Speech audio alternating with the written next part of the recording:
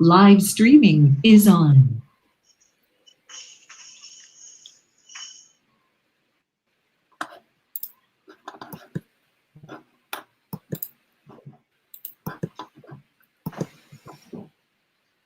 Então, bom dia, ou boa noite, ou boa tarde a todos os que me estão a ver aqui no nosso canal de YouTube do LIVRE. Vamos fazer aqui a apresentação dos candidatos do LIVRE a estas eleições legislativas pelo Círculo da Europa e fora da Europa. Estas eleições são as eleições especiais porque teremos muito mais votantes, esperemos, nestas eleições por todo o mundo. Porque em 2018 o recenseamento automático trouxe muito mais portugueses recenseados para os programas eleitorais e, portanto, passámos de ter 250 mil portugueses recenseados para 1.400.000. E isto traz uma responsabilidade adicional a todos os candidatos por estes círculos de todos os partidos, e por isso é que o LIVRE quer também apresentar os seus candidatos e explicar ao que é que nós vemos. Temos duas listas completamente paritárias. A lista da Europa é encabeçada pelo David Tanguém, que é médico e vive na Suíça, e depois, que está aqui connosco. E temos também a Marta Pacheco, que é jornalista e profissional de Ciências Políticas e de Comunicação, o Sérgio Domingos, que é analista de transportes, e a Teresa Leitão, que é funcionária do Parlamento Europeu e vivem na Bélgica. E por fora da Europa, a lista de fora da Europa é encabeçada pela Gésilia Fernandes, que é brasileira e que é candidata ao abrigo do Acordo de Porto Seguro. E a Gésilia já vai falar um bocadinho sobre isso e como é inédito nas eleições portuguesas uma cabeça de lista está nesta condição. Os outros elementos da lista de fora da Europa é o Guilherme Grijó Pires, que é estudante e está nos Estados Unidos, a Felicidade Neto Ximenes, que está em Timor-Leste, e o Marcelo Martins Kremer, que está no Brasil e é doutorando. Nós, esta noite, temos o David Tanguém, cabeça de lista pela Europa, a Jay, cabeça de lista pelo Círculo fora da Europa, e o Marcelo. Por questões de horário e por questões também de problemas de acesso à internet, não conseguimos ter todos os candidatos, mas sugerimos que vão acompanhando a nossa página no Livre Diáspora e no Livre no Facebook, onde vamos também apresentando ao longo deste tempo ainda de campanha os outros candidatos destas duas listas. E vamos fazer aqui duas rondas. A primeira, vamos pedir aos candidatos que se apresentem e que expliquem um bocadinho a motivação para as suas candidaturas, e depois uma segunda ronda em que falam das suas medidas, das medidas que lhes são mais queridas do programa do LIVRE e de que forma que também essas medidas estão relacionadas com os portugueses por todo o mundo. E se calhar começaria aqui pelo David. Ok. Então, queria só que te apresentasse e explicasse a motivação para a candidatura. Ok. A cabeça de lista para o Círculo da Europa. Ok. Obrigado, Isabel. A Isabel, já agora, que não teve direito à apresentação, mas é a nossa mandatária por ambas as listas, e desde já agradeço o esforço e a atenção. O meu nome, como a Isabel já disse, é David Tanguém, tenho 30 anos, sou médico interno de cirurgia aqui na Suíça, onde resido, em Zurique. Sou original de Lisboa e desde as primárias abertas do LIVRE em junho deste ano, sou então cabeça de lista pelo Círculo Europa. E estou então responsável por comunicar e representar de alguma forma os 860 mil votantes no Círculo da Europa. Como a Isabel já disse, isto é algo, e foi algo que me motivou também, é algo muito importante. Primeiro, é verdade que conseguimos este recenseamento automático, isso é muito importante. Não era justo que em Portugal as pessoas mudassem de morada e estivessem automaticamente recenseadas no sítio de residência e, no entanto, nos círculos imigratórios, os imigrantes tinham sempre que se deslocar ao consulado para requerir o recenseamento. Esta injustiça foi terminada. Hoje, neste momento, os 1.400.000 de imigrantes estão a receber já as suas cartas, os seus boletins via postal.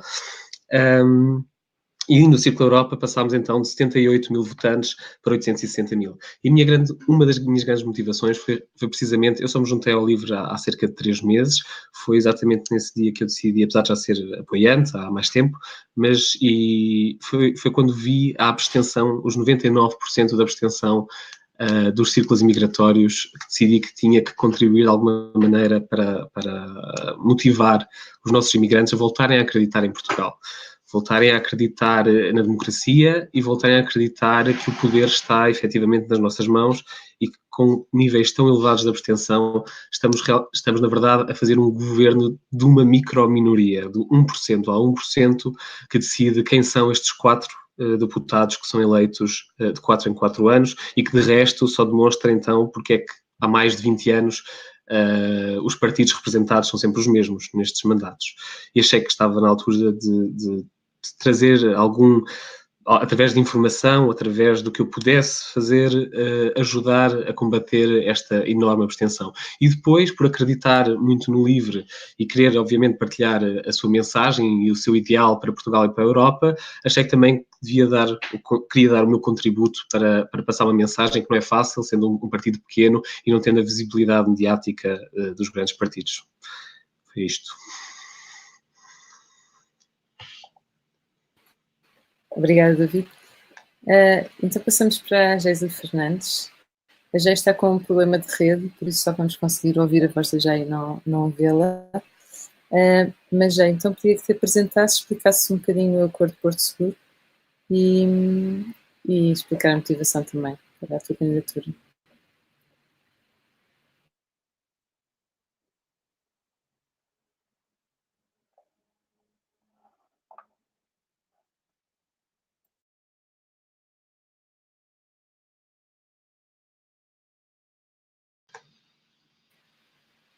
Já estás-nos a ouvir, não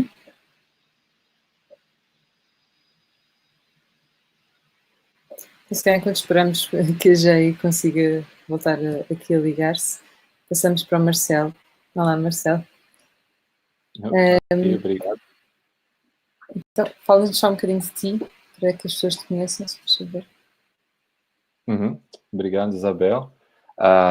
Então, boa noite a todas e todos. O meu nome é Marcelo Martins Kremer, eu tenho 33 anos, sou doutorando na Universidade de Ghent, na Bélgica, e eu estou aqui há poucos segundos falando e tenho certeza que já devem ter notado pelo meu sotaque que eu sou brasileiro,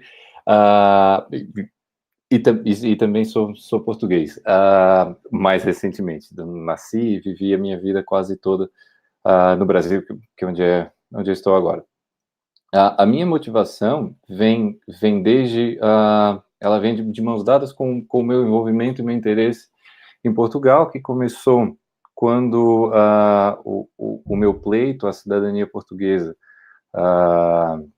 começou, quando apareceu, eu senti uma curiosidade natural de me envolver com Portugal, buscar conhecer as questões relevantes para o país, e pelo meu interesse pessoal, a política acabou sendo uma consequência natural desse envolvimento. Na minha concepção de cidadania, isso é importante. E a motivação... a gente vive uma sociedade que tem mudado muito rapidamente e em termos altamente relevantes, profundos. Então, me parece já passou do momento que é preocupante que as pessoas não busquem se envolver mais com essas questões que estão mudando a nossa sociedade tão profundamente. E eu estou falando aqui de assuntos gigantes, como as desigualdades sociais, a questão da emergência climática, todo o fluxo de informação que é ótimo, mas também é bastante difícil das pessoas conseguirem digerir, saber lidar com esse fluxo de informação enorme, e o futuro que tem um grande ponto de interrogação do lado, que é essas mudanças na sociedade com os avanços tecnológicos fazem com que elas aconteçam, essas mudanças, de uma forma rapidíssima. Então, buscar me envolver em como lidar com esses desafios, em como a gente pode olhar para esse futuro com esse ponto de interrogação é a minha motivação.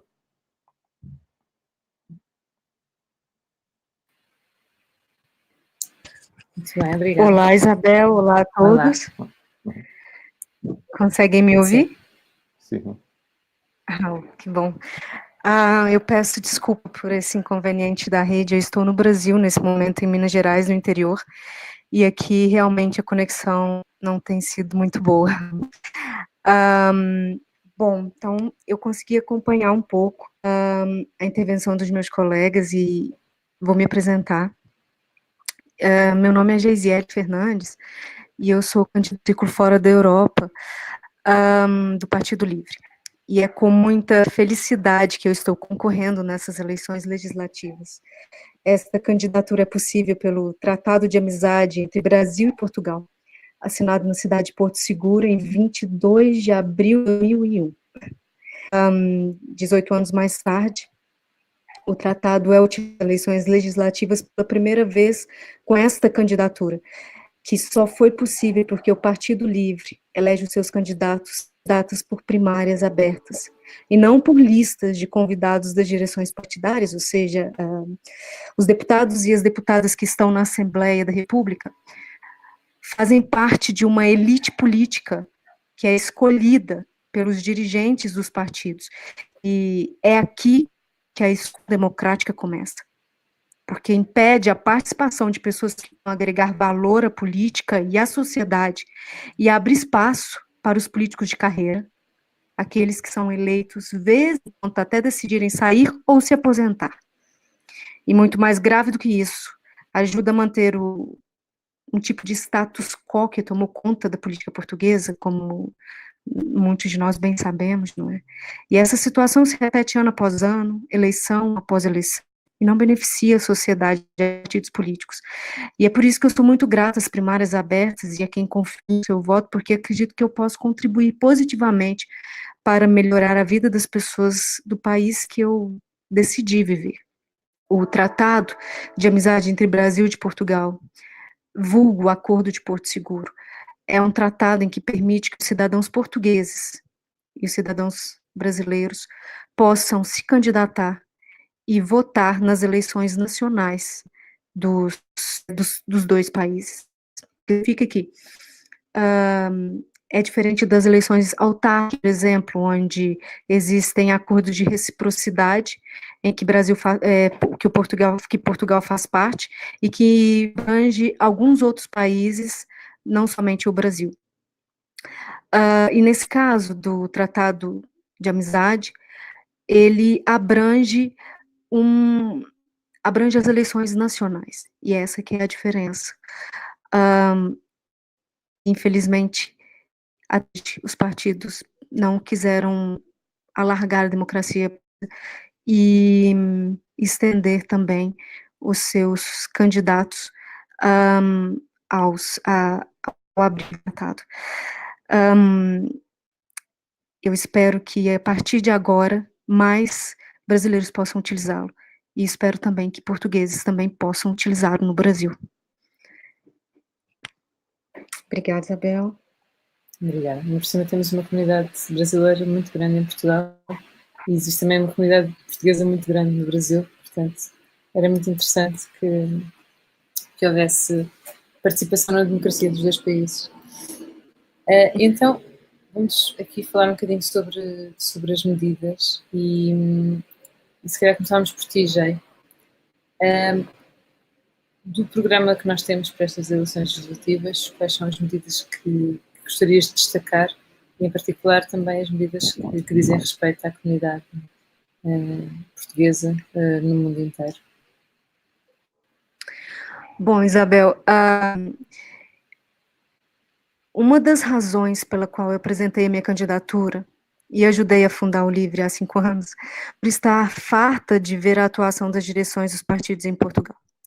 Os portugueses merecem partidos e pessoas na Assembleia da República que façam política para o bem comum, mas não algumas políticas em época eleitoral, mas sim cotidianamente, dia a dia. Eu vou dar uma situação que me chocou muito, causou muita revolta. O PS nas eleições, gastou 1.250.000 euros na sua campanha eleitoral. O PSD gastou 890 mil. E os valores dos outros costumes são igualmente altos. Esses partidos recebem subvenções partidárias, subvenções para a campanha e ainda outras subvenções permitidas pela lei. Ora, estamos a falar de dinheiro público. Para um horizonte em que um salário de 600 euros, eu recebo um salário de 600 euros. Percebemos o quanto isso é ultrajante para qualquer pessoa que tenta sobreviver em Portugal. E é sabendo desse exagero que foi criado pelos partidos e para beneficiar os partidos, que no LIVRE nós temos uma proposta para rever a lei do financiamento partidário, tendo em conta a utilização de meios digitais e incluído também critérios de impacto ambiental e no financiamento. Isso é política para o século XXI, ou seja, dinheiro público utilizado com o que realmente interessa. Afinal, é o dinheiro que poderia estar sendo investido em outras áreas carentes de investimento, cultura, por exemplo, que nós, no LIVRE, temos a consciência da realidade artístico-cultural que vivem os artistas no país. Sobre isso, o LIVRE propõe também aumentar a diversidade do financiamento cultural, revendo a lei do mecenato, aumentando para 1% da receita total do orçamento de Estado, direcionando fundos europeus para projetos culturais, pois é urgente dignificar a cultura do país. Outra medida, por falar em dignificar, é urgente dar condição de vida para pessoas que em Portugal, para todas as pessoas em Portugal. E isso passa por um salário mínimo decente. Eu aplaudo algumas políticas implementadas pela Geringonça e saúdo seu esforço numa convergência das esquerdas, porém não posso aplaudir o vergonhoso aumento salarial com a coragem de apresentar 600 euros. Quem sobrevive com 600? Nós, no LIVRE, lutamos por um salário mínimo de 900 euros até o final da legislatura. E os partidos que não venham com desculpas esfarrapadas para adiarem melhores condições de vida, porque o fim dessas desculpas, nós sabemos, é controlar a sociedade para aceitar um aumento salarial vergonhoso, não é? Que é o que nós temos, e assim nivelar o nível social. Uma das questões que mais empurram pessoas para fora de Portugal,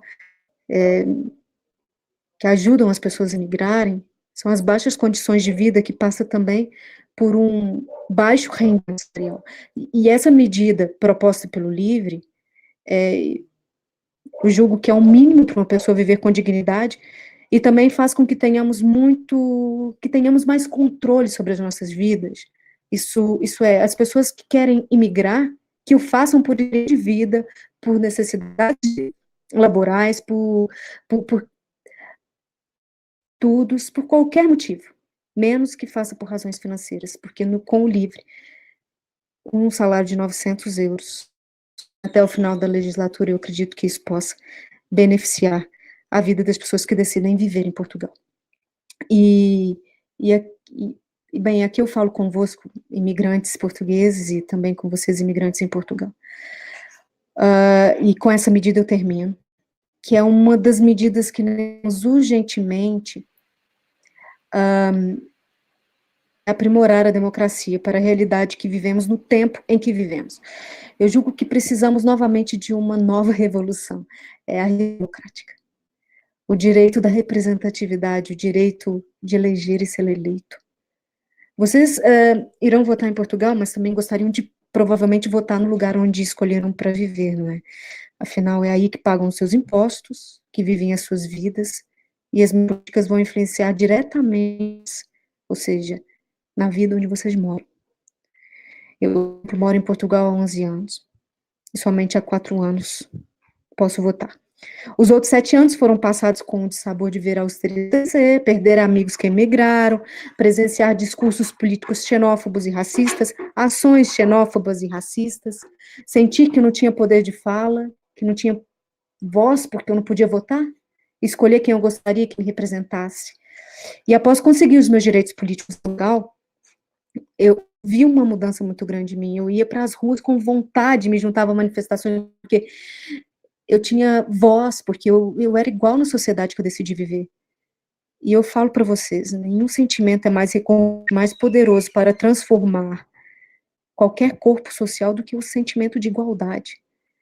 Então eu decidi que eu quero isso não só para mim, mas para nacionalidade, não só para a nacionalidade brasileira, que eu quero para todos e para todas que o desejarem. Portanto, uma das que mais prezo nessa candidatura livre é a defesa da participação democrática das estudantes, uma medida que mudará a democracia para sempre, assim como foi o direito do voto das mulheres, como foi o direito do voto das pessoas negras, assim serão os imigrantes.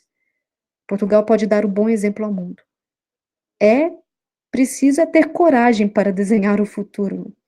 E modéstia à parte, o que não nos falta no livre é coragem. Muito obrigada. E é a minha última intervenção por estarem assistindo esse direto. Obrigada, Isabel.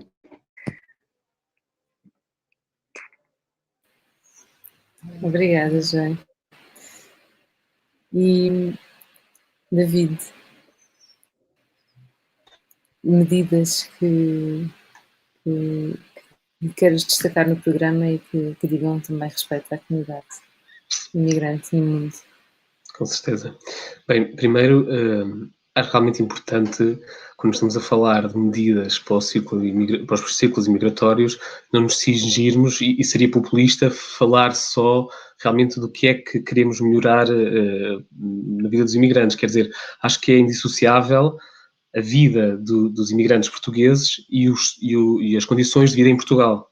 Não podemos estar sempre a prometer vamos fazer isto para os imigrantes sem estar a dizer o que é que propomos também para Portugal, porque no fundo sabemos, e seria estar a fechar os olhos se não afirmássemos e assumíssemos que ainda existe uma grande parte, se não ainda a maioria, da nossa imigração que é uma imigração forçada. Ou seja, haverá uma grande fatia que migra por ambições pessoais ou profissionais, mas ainda há muita gente, e é esta a fatia que temos que diminuir, ainda há muita gente a emigrar forçadamente. E, portanto, a política dos imigrantes não pode ser separada da política de Portugal, e temos que melhorar as condições também em Portugal para atrair os imigrantes que pensam um dia voltar a Portugal ou que aguardam realmente essa melhoria nas condições do país. E, portanto, duas das medidas que mais me atraem e que mais me deixam orgulhoso do nosso programa, que de resto é bastante completo e ambicioso para o tamanho do nosso partido, é realmente na reforma laboral. A Gei já falou do salário mínimo que ambicionamos para 900 euros, e depois é assim, acho que temos que ser realistas, isto é o nosso objetivo para o próximo mandato. E as pessoas vão nos dizer, vocês estão a prometer coisas que não vão conseguir depois, mas é este o nosso objetivo. Ou seja, nunca nada do que os partidos vos vão oferecer pode vir a acontecer, porque são propostas que são depois discutidas em Parlamento e é do equilíbrio entre os vários partidos com assento parlamentar que sai uma proposta final. Agora, se vamos para o Parlamento defender um aumento do salário mínimo 600 para 650, quer dizer, isto não é uma medida, e como existem outros partidos a defender isto não é uma medida de toda ambiciosa. Nos próximos 4 anos queremos que chegue aos 650, não, ou seja, vamos então tentar estabelecer um valor que, realista ou não, podemos discuti-lo, nós acreditamos que sim, por isso é que propomos, mas então um valor que traga alguma vida com dignidade à população portuguesa. E se ficarmos a meio caminho, ou então mais próximo da nossa proposta, melhor. Mas não podemos estar a defender a precariedade, nunca. E, portanto, a Gei, não podemos prolongar nisto, a Gei já falou do salário mínimo, mas interessa-me falar da reforma laboral, que implica também, o LIVRE defende também que ao longo deste mandato temos que nos esforçar para aproximar as condições de trabalho em Portugal das 30 horas de trabalho semanais e dos 30 dias de férias anuais. E isto vai um bocadinho contra o mito que foi criado, e principalmente no governo em que a Troika esteve em Portugal, o governo PSD, com a austeridade europeia a limitar as nossas vidas, este mito de que o português não trabalha bem, que o português não é produtivo, que o português não tem direito a descanso. E se nós olhamos, falamos, não podemos, ouço ainda proporem para aumentar a produtividade, incentivos que as pessoas possam receber para quem trabalha mais de 40 horas semanais, ou então ainda diminuir os feriados. Quer dizer, estamos a enganar-nos, porque nós não temos mais feriados que a Alemanha, que é o país com maior produtividade na Europa. A Alemanha, neste momento, está a discutir uma proposta de lei em que diminuirá a carga semanal horária máxima para 28 horas semanais.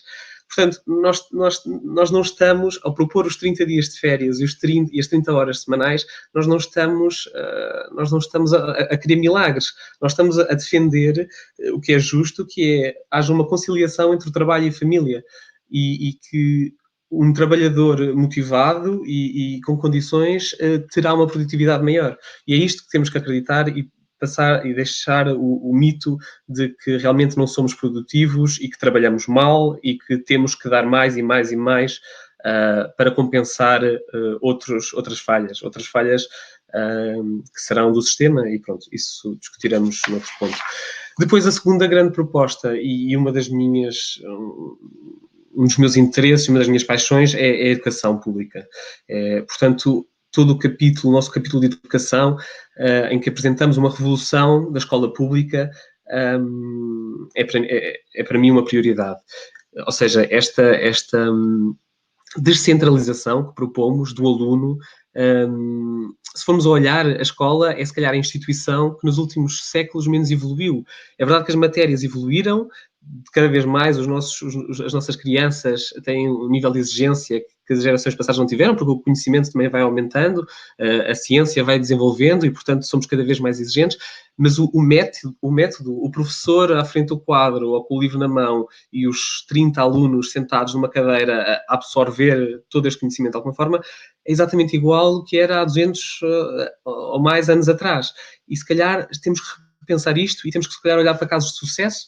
Temos o caso da Finlândia e já uma escola em Portugal há mais de 20 anos a ser pioneira nestes métodos, em que não há uma classe, há grupos de trabalho que desenvolvem várias competências e as crianças têm a mesma horários e têm a mesma responsabilidades, mas eles são programas personalizados. Sabemos que as crianças não são iguais, não faz sentido estarmos a investir, a obrigar durante 12 anos, ou 9 anos pelo menos, que é o programa transversal a todas as crianças, durante 9 anos estar a mantê-las nestes parâmetros rígidos que não promovem a criatividade, não promovem o desenvolvimento pessoal e apenas nos formatam todos para sermos iguais. Portanto, a nível de Portugal, estas são se calhar as duas medidas que eu acho mais empolgantes e pelas quais anseio ver alguém lutar no Parlamento. Relativamente à imigração, aos ciclos imigratórios e as propostas que temos para os círculos imigratórios. Temos duas grandes áreas. É trazer mais democracia à diáspora e, por outro lado, defender a diáspora. Democracia porque, apesar de louvar esta medida do recenseamento automático para todos os imigrantes e do voto postal, pelo que eu estou a perceber, está a correr muito bem. Eu ainda não recebi o meu, estou ansioso, mas sei de muita gente que já recebeu o seu boletim e recebo comentários por todo o mundo de portugueses que receberam pela primeira vez e que estão, muitos deles, muito empolgados por poderem finalmente votar. Não nos esqueçamos que a nossa rede consular tem limitações, também pelas limitações geográficas, e há pessoas que moram a centenas de quilómetros do consulado mais próximo. E, portanto, às vezes votar implicaria uma viagem de 6 horas de ida e 6 horas de regresso. E estar a pedir isto às pessoas não é realista.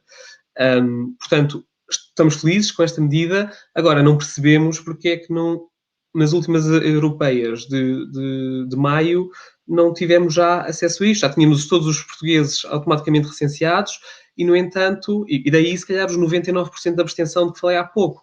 Quer dizer, porque é que achamos que há medidas, porque é que há eleições mais importantes que outras, ou não queremos que os portugueses, não damos nós próprios tanta importância à política europeia. É que se não damos também é uma falácia, porque sabemos que neste momento 60%, quase 60% da legislação portuguesa é decidida na Europa. Portanto, estar a afastar os portugueses deste evento democrático é falacioso e não é justo. Portanto, alargar o voto postal a todas as eleições, nomeadamente a faltar ainda as eleições europeias, as eleições presidenciais e também incluir os ciclos imigratórios em referendos que sejam feitos. Neste momento, qualquer referendo que seja feito não tem qualquer participação imigrante. Isto paralelamente, investir no voto eletrónico. Estamos contentes com o voto postal, mas também numa perspectiva ecológica e de custos, se calhar o voto eletrónico já é uma realidade em muitos países, com comprovada fidelidade.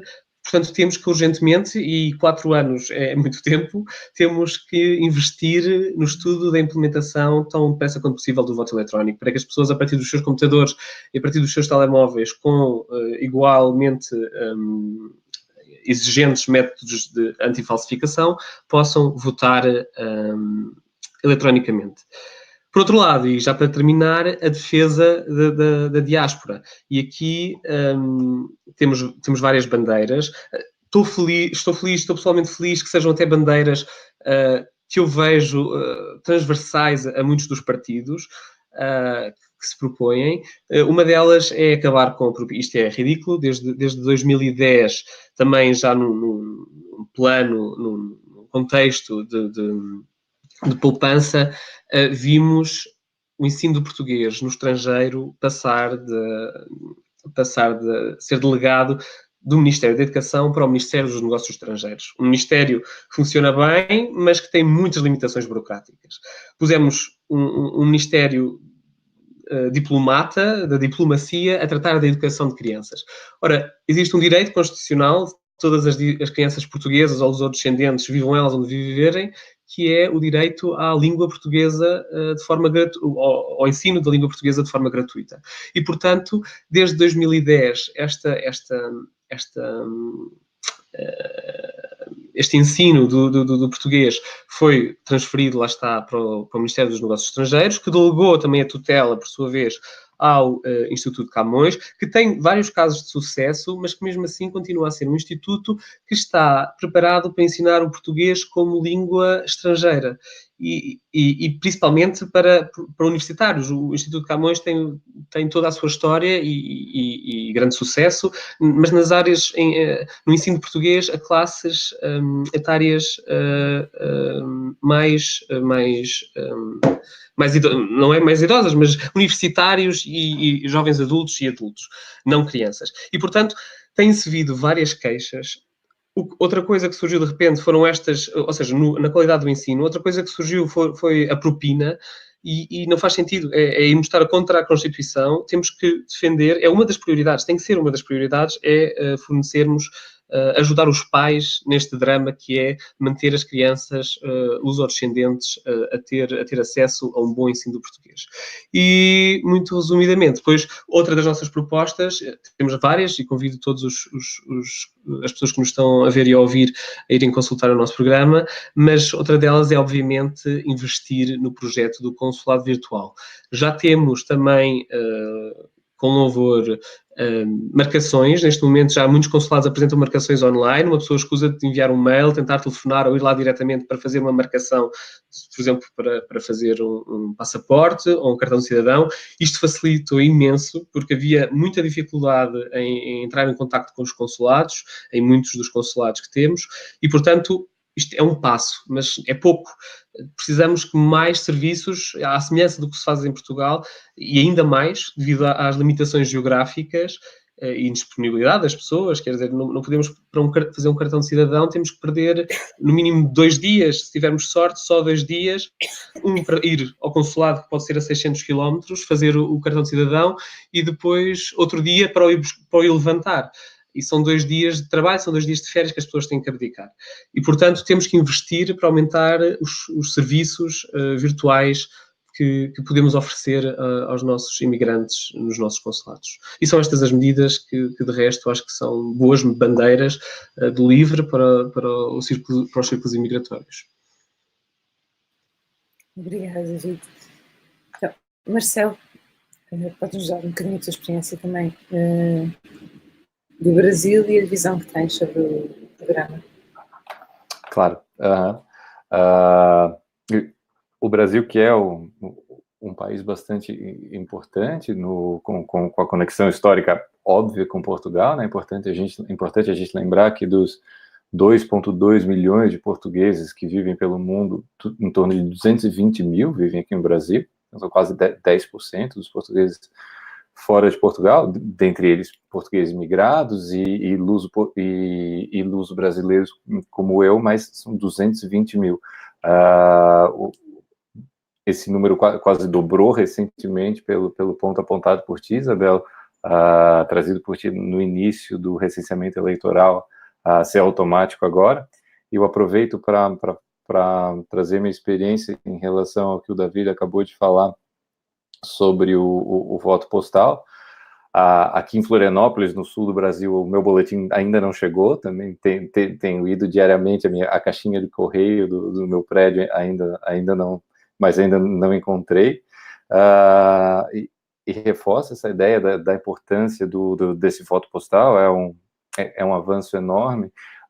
Eu não estou a 600 quilômetros do consulado mais próximo, mas estou a 300, então são 600 ida e volta dos 600 quilômetros, e infelizmente um consulado que não possui serviço online nenhum agendamento, então o que envolve a gente chegar a fila começar em torno das 5h30 da manhã para o consulado que abre às 8h30. Mas demos o passo com o voto postal, alguma coisa mais claro. O investir no voto eletrônico faz total sentido, considerando que vivemos em 2019, ignorar todas as ferramentas tecnológicas disponíveis não faz muito sentido. Quanto às propostas que eu gostaria de chamar a atenção aqui, eu faço um link de novo com o que o David falou sobre educação e trago para o nosso ponto seguinte, para o ponto 6 do programa, que eu deixo aqui o convite para quem estiver nos assistindo, que possa depois olhar com mais tempo e analisar com mais calma. Mas que é o ponto seguinte da educação, que é o ponto que lida especificamente com a educação superior. E já que eu, falando aqui do Brasil, acho que faz sentido eu falar do ponto sobre a internacionalização nas instituições de ensino superior.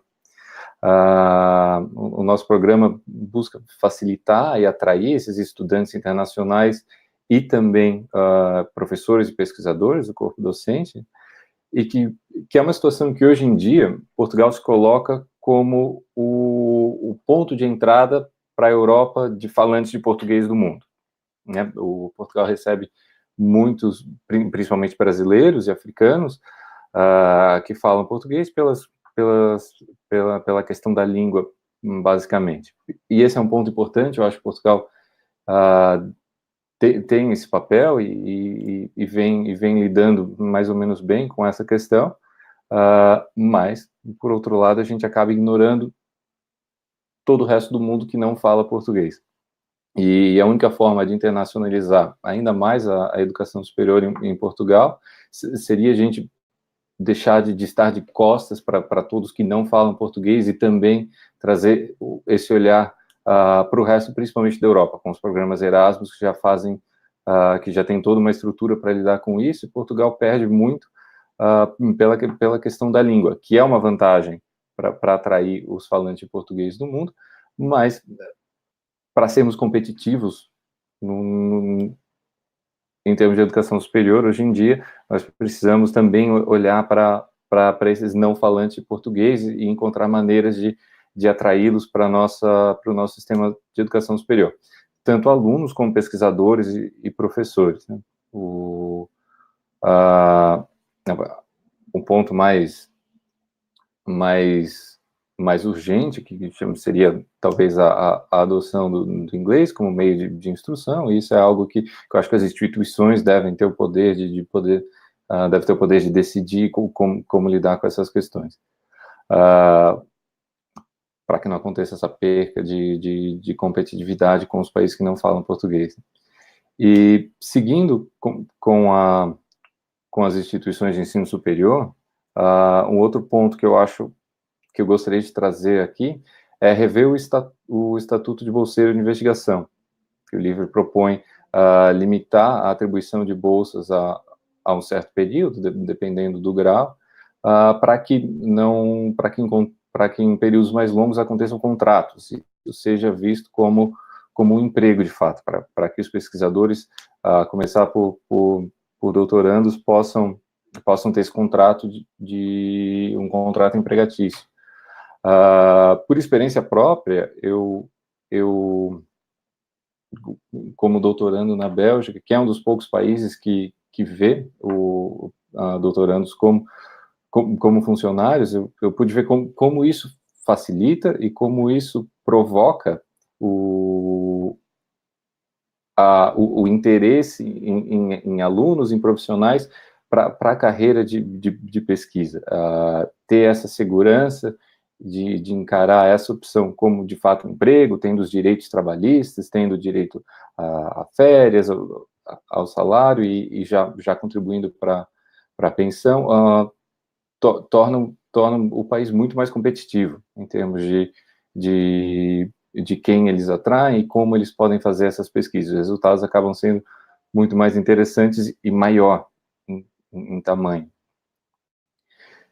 E ligando a isso, eu gostaria de ir para o ponto seguinte sobre ciência, que o livro propõe democratizar a ciência e monitorar a literacia científica através da Plataforma Nacional para a Literacia Científica, responsável por monitorar e promover um programa de promoção das competências científicas da população.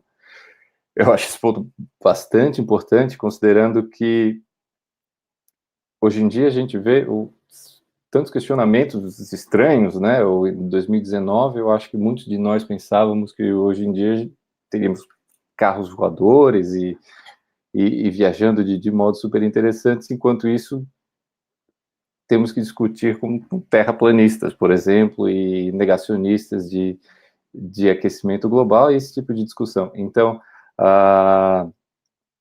esse ponto precisa ser discutido, precisa ser trazido para que a população se interesse, saiba lidar com todo esse fluxo de informação que nós temos hoje em dia, que de fato é difícil de lidar com tudo isso, nós temos informação de todo lado, mas que desde da educação isso seja trazido para que os alunos possam, para que os alunos e depois cidadãos possam saber lidar com todo esse fluxo de informação e saber filtrá-las e julgar o que é simplesmente verdadeiro ou não, que é a discussão que nós temos hoje em dia. E era isso, esses eram os pontos principais que eu gostaria de trazer, eu acho um pouco os que me chamam mais a atenção. Obrigada, Marcelo. Esta questão da literacia científica é uma das questões muito caras ao livro, não só na questão da educação superior, mas também ao longo de todo o percurso escolar, desde crianças até aos adultos.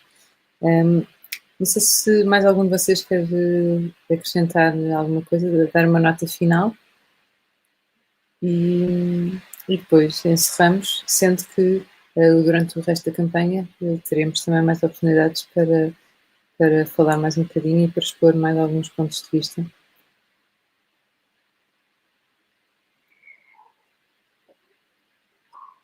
Só uma sugestão. Se as pessoas tiverem alguma dúvida, nos comentários, não é? E também ou enviar e-mail para o livro que nós esclarecemos, ou alguma pergunta. Obrigada.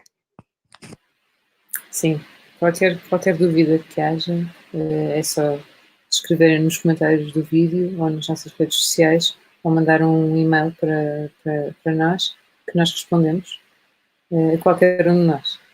Podem fazer pergunta a qualquer um dos nossos convidados. E lembrar também que... David, diz.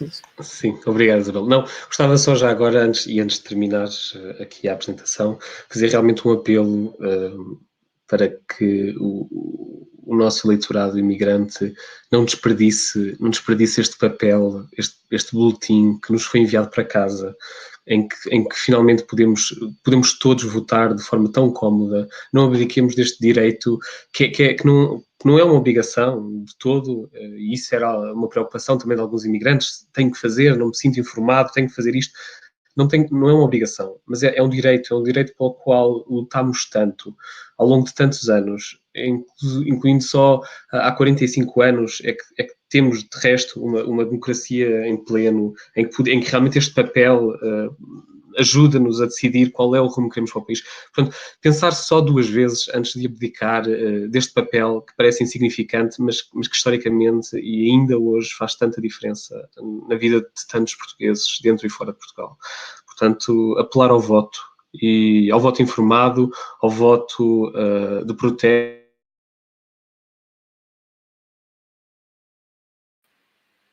Eu reforço aqui o apelo do David ao voto e relembro que os boletins estão a ser enviados para casa dos portugueses de todo o mundo que estão recenseados e que o voto pode ser enviado pelo correio até dia 6 de outubro e tem de chegar até à Assembleia da República até dia 16 de outubro para ser contabilizado. E relembrar também que todos os votos são importantes nestas eleições e que não é por se votar em círculos que elegem menos deputados, que os votos são menos importantes, são sempre importantes, até porque são os votos em todos os círculos que permitem que os partidos mais pequenos cresçam e que se afirmem. E neste dia em que saiu finalmente uma sondagem em que o LIVRE aparece com uma percentagem que nos dá o alento de saber que vamos conseguir eleger nestas eleições, os votos dos portugueses no mundo inteiro são também muito importantes para o LIVRE. E por isso reforço o apelo do David ao voto, tanto na Europa como no círculo fora da Europa. E muito boa noite, então, e muito boa tarde, ou muito bom dia a quem nos estiver a ver pelo mundo todo. E qualquer questão ou dúvida, já sabem, é só enviar-nos um e-mail. Muito obrigada a todos, obrigado David, obrigado Marcelo, obrigado Jay, e adeus, até à próxima. Obrigada.